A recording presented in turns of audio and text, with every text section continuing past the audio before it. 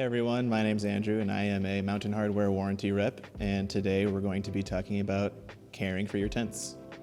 I make sure that I clean and inspect my tents as often as possible just to make sure that my product will stay in use for as long as we possibly can. Whether this is a tent body or a fly sheet or a footprint, these are all caring instructions that are important for all components. If your tent or your body or your fly sheet is minimally dirty, you can get away with something called spot cleaning. What you're going to want to use for that is some cold water. You can use a damp cloth and a few drops of a liquid dish soap. You can spot clean any of the dirt buildup on there. Do make sure that you're able to air dry this completely before storing. If your tent is a bit dirtier, we're going to need some more components. So we're going to use this large tub. You're going to want to fill this up about a third way to the top with cold water. You will use this tech wash. A few drops in there will be sufficient, and you can use this sponge as well. When you're submerging your tent or your footprint or your fly sheet underwater, you want to make sure that your zippers are fully open all the way.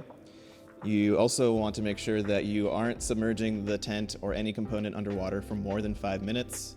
Once it has soaked in there for a few minutes, do make sure that you're able to wipe away any of the residue or any excess soap that might have built up on there. Once you're done with washing, you want to make sure that you can fully dry all components. Make sure that you can store all parts in a cool, dry area loosely off the ground as well. Now let's talk about storing. I like to store my tent components in a large, breathable mesh or cotton sack. If I'm able to, I like to loosely fold my tent components, fly, body, and footprint separately on a shelf off the ground in a cool, dry area. You can also store your stakes and poles in an accessory bag next to your tent components, again off the ground as well.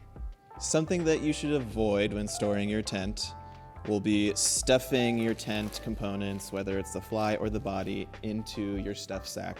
Leaving your tent tightly packed in a stuff sack long term does not allow your tent to off-gas or breathe and can lead to premature breakdown of fabrics and materials. Stay ahead of breakdown by regularly inspecting a few different components. As an example here, we have a fly sheet where the PU coating is starting to break down. You see this stickiness or tackiness throughout the material here. What we're also seeing are these white, almost crack lines throughout the material. That's another indication that your item is breaking down. If you have any strong odor coming from your tent or fly sheet, that is another indicator that the PU coating has started to break down. Seam tape is another component that you'll want to make sure that you're inspecting for maintenance. Is the tape starting to lift, peel, or flake? Then it may be time to clean up that old seam seal and reapply new seam sealant. Seam tape can degrade over time. Here we have an example of this taping lifting off. That will start lifting off away from the seam there. This will lead to your item not being waterproof anymore. What you can use to reseal that seam is something called Gear Aid silicone tent sealant or seam grip waterproof. Here's an example of something that you can do from home using these two products from Gear Aid. Do make sure that you are checking the makeup of your tent, as that will dictate which of these you'll want to use for this resealing. Another thing you want to keep an eye out for while you're maintaining your products are any rip, tears, or cuts. Do make sure that you can inspect your fly sheet, tent body, and footprint for any issues like this. To repair any rips, tears, or cuts in your fabric, you can use a technical repair tape. For smaller holes, you can use a seam sealant to cover that up. And to prevent any holes from forming on the bottom of your tent body, go ahead and use a footprint as well. UV damage is something that you'll also want to keep an eye out for. You can see UV damage on your tent fly by a strong discoloration between the same fabric here. Also, if you roll the fabric between your fingers and it feels a bit crunchy or brittle, that's another indicator that you have some UV damage. You also might be able to, with a little bit of pressure, create a small tear in there. That's another indicator that your tent or fly sheet is experiencing UV damage.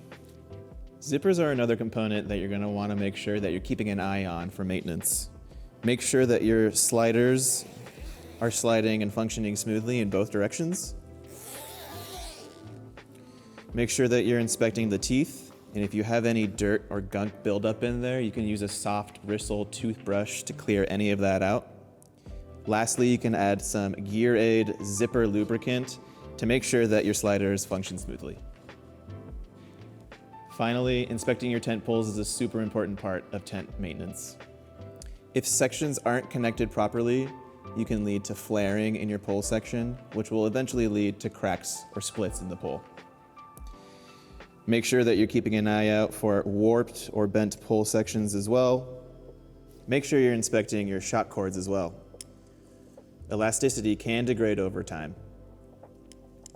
These are just a few ways that I like to maintain and care for my tents. If you have any questions, give us a call at Mountain Hardwear Warranty.